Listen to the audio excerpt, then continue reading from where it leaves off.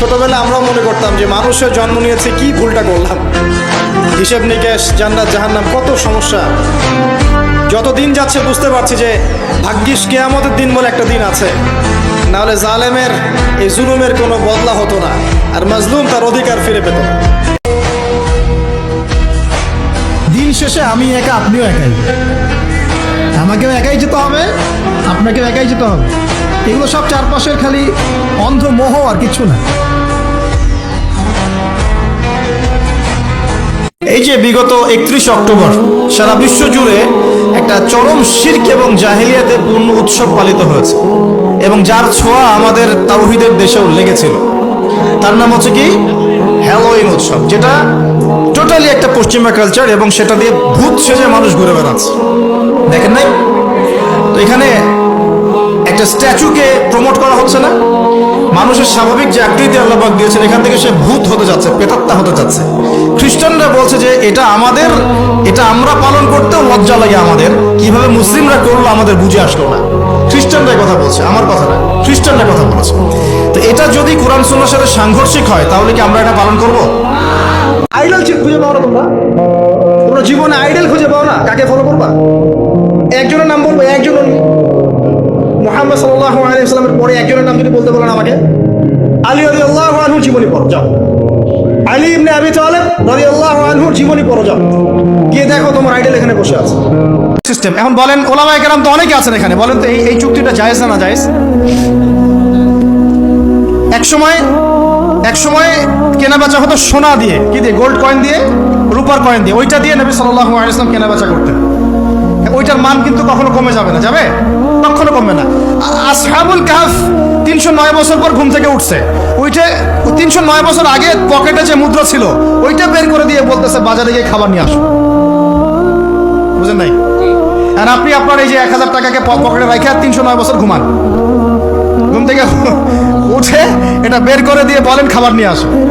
ওই সময় 309 বছর আগে ওই 1000 টাকা দিয়ে যদি 1 কেজি গরুর মাংস পাওয়া যাইতো, 309 বছর পর বের করে দেখবেন ওই 1000 টাকা দিয়ে আপনি ডিম পাইতে পারেন একটা।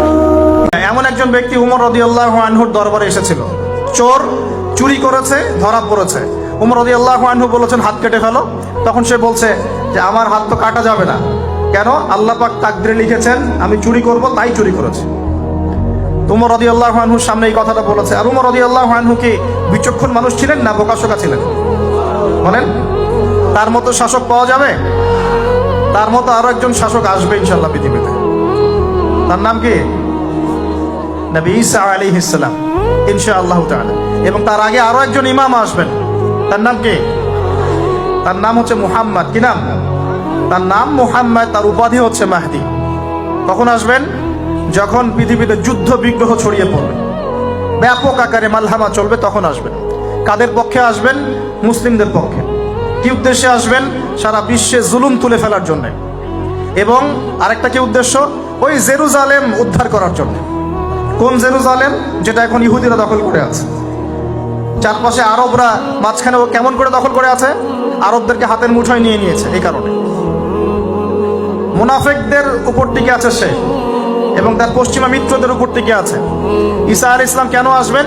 এই জায়গাটা পুনরুদ্ধার করার জন্য। ঈসা আলাইহিস সালাম কি পরাজিত হবেন না বিজয়ী হবেন? কত বছর বিশ্ব শাসন করবেন? 40 বছর। এগুলো হবে বিশ্বে, এগুলো হওয়া এখনো বাকি আছে। আরো কি হবে? মুসলিমরা কনস্ট্যান্টিনোপল আবার জয় করবে।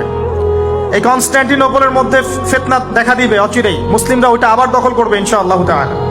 আরো কি হবে? বললাম ভূমিকম্পের বছরগুলো আসবে সামনে, এবং মুতায়নুন শাদীদ, মহামারীও আসবে।